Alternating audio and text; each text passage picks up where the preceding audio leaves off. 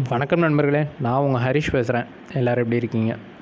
இந்த ஒரு ரோடை நீங்கள் பார்த்தீங்கன்னாவே தெரியும் அது எவ்வளோ டேமேஜாக இருக்குது அப்படின்னு.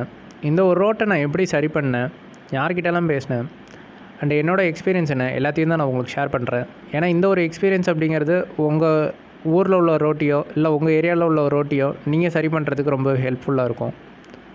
ஸோ மறக்காமல் இந்த வீடியோவை ஸ்கிப் பண்ணாமல் பாருங்கள். ஸோ இந்த ஒரு ரோடு அப்படிங்கிறது மதுரையில் ஒரு ரொம்ப முக்கியமான ஒரு ரோடு, சிந்தாமணி ரோடு அப்படிம்பாங்க. வேலம்மாள் ஹாஸ்பிட்டல் சிக்னல்லேருந்து நீங்கள் ரைட் கட் பண்ணி உள்ளார போனீங்கன்னா சிட்டிக்குள்ளார ஈஸியாக போகலாம். கிட்டத்தட்ட 5 கிலோமீட்டர்ஸ்க்கு இந்த ரோடு வந்து எக்ஸ்டெண்ட் ஆகுது. ஸோ இது நைட் டைம் எடுக்கப்பட்ட ஒரு வீடியோ. எவ்வளோ ரோடு டேமேஜாக இருக்குங்கிறது உங்களுக்கு இன்னும் கிளியராக தெரியும். எந்த ஒரு டூ வீலரும் ரோட்டில் போக முடியல. நானே ரோட்டோட எண்டில் தான் நிற்கிறேன். டூ வீலர்ஸ்லாம் எவ்வளோ சிரமப்பட்டு போகிறாங்க அப்படிங்கிறத பாருங்கள். ஸோ இந்த ஒரு ரோடு அப்படிங்கிறது பீப்புள் டென்சிட்டியும் ரொம்ப அதிகம். அது போக வந்து இந்த 5 கிலோமீட்டர் சரௌண்டிங்ஸ்லேயும் ரைஸ் மில் வந்து ரொம்ப அதிகம்னால ஒரு நாளைக்கு குறைஞ்சது ஒரு 2000 வெஹிக்கிள் ஆச்சு இந்த இடத்துல பாஸ் பண்ணி போகும். அண்டு இந்த ஒரு ரோட்டில் 2 முக்கியமான பெரிய ஹாஸ்பிட்டல்ஸ் இருக்குது. ஸோ ஆம்புலன்ஸ்லாம் கூட இதில் தான் சிரமப்பட்டு போகிறாங்க. ஸோ எல்லார் உயிருக்குமே இது ரொம்ப பெரிய பாதிப்பு தான்.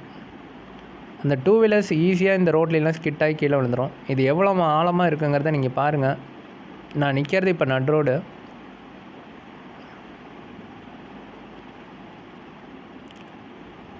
ஸோ ஸ்டார்டிங் ஸ்டேஜ்லேருந்து இந்த ரோடு இப்படி தான் இருக்குது. கேட்டால் இது தாழ்வான பகுதி அப்படிங்கிறாங்க. என்ன தான் தாழ்வான பகுதியாக இருந்தாலும் வாட்டர் ட்ரைனேஜ் சிஸ்டம் அப்படிங்கிறது சரியாக இந்த இடத்துல வந்து இல்லை அப்படிங்கிறது நல்லாவே தெரியுது. நான் இப்போ நடந்து போகிறேன், என் கால் புறவுமே ரொம்ப ஒரு மட்டாக தான் இருக்குது. நடந்தே என்னால் போக முடியல, அவ்வளோ சிரமமாக இருக்குது. நானே நட் ரோட்டில் தான் நடந்து போகிறேன். ஓரத்தில் போனேன் அப்படின்னா கீழே விழுந்துருவேன், ஏன்னா அவ்வளோ சேராக இருக்குது.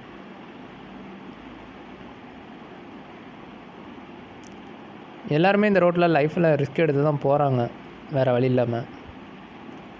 ஸோ இவ்வளோ மழை பெஞ்சும் மதுரையில் வந்து 6 மாதத்துக்கு வந்து தண்ணி ப்ராப்ளமாக இருக்கும் அப்படிங்கிறாங்க. இதுக்கெல்லாம் காரணம் நம்மளோட அறியாமை தான். ஏன்னா இவ்வளோ தண்ணியும் நம்ம மழைநீர் சேகரிப்பு தொட்டி எல்லார் வீட்லேயும் வந்து நம்ம சேகரித்தோடவே போதும், தண்ணி பஞ்சம் அறவே வராது. ஸோ லாரிஸே எவ்வளோ சிரமப்பட்டு போகிறாங்க அப்படிங்கிறத பாருங்கள். இன்னும் பேசஞ்சர்ஸ் ஆட்டோ இல்லை ப்ரெக்னன்சியாக இருக்க உமன்ஸ் இன்னும் நிறைய பேர் இந்த இடத்துல இருக்கலாம். அவங்களாம் இந்த ரோட்டில் எவ்வளோ சிரமப்பட்டு போவாங்க அப்படிங்கிறது உங்களுக்கு பார்த்தாலே தெரியும். இந்த கார் எவ்வளோ ஹைட்டில் லீவியேட் ஆகி போகுதுன்னா இப்போ ரோடு எவ்வளோ குழியாக இருக்குங்கிறத பாருங்கள்.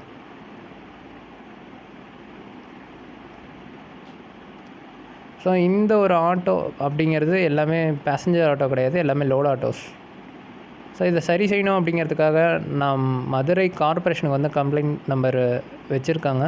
ஸோ நான் அவங்ககிட்ட பேசினேன். நல்ல ஒரு ஃப்ரெண்ட்லியான சர்வீஸ் தான். ஸோ அவங்க ஒரு நம்பர் கொடுத்தாங்க. ஸோ இது வந்து AE number, assistant engineer for road corporation. அவங்களுக்கு ஃபோன் பண்ணி பேசினப்போ அவங்க இன்னொரு நம்பர் கொடுத்தாங்க. ஸோ இது வந்து எக்ஸிக்யூட்டிவ் இன்ஜினியர் மிஸ்டர் சேகர், அவர் நம்பர். அவர் ஒரு நல்ல ஃப்ரெண்ட்லியாக தான் பேசினார். பட் இதுக்கும் எங்களுக்கும் இன்சார்ஜ் கிடையாது, இது வந்து ஹைவேஸோட இன்சார்ஜ் அப்படின்னாங்க.